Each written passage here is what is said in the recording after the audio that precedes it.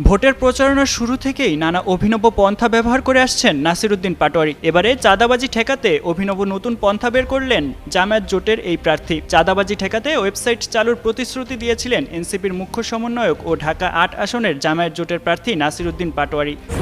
Strawberry super dotted ও classic ভ্যারিয়েন্টে sensation জাগুক শিহরণ। অবশেষে সেই কথা রাখলেন মির্জা আব্বাসের এই প্রতিদ্বন্দ্বী। বুধবার নাসিরউদ্দিন পাটোয়ারি নিজেই এই তথ্য নিশ্চিত করেছেন। পাটোয়ারি জানিয়েছেন, বহুল প্রতীক্ষিত চাঁদাবাজ.com ওয়েবসাইটটি এখন লাইভ হয়েছে। আপনার এলাকায় চাঁদাবাজির কোনো ঘটনা ঘটলে দেরি না করে উপযুক্ত তথ্য প্রমাণ সহ তাৎক্ষণিক রিপোর্ট করুন, যাতে অপরাধীরা চিহ্নিত হয় এবং তাদের বিরুদ্ধে আইনি ব্যবস্থা গ্রহণ করার পথ সহজ হয়।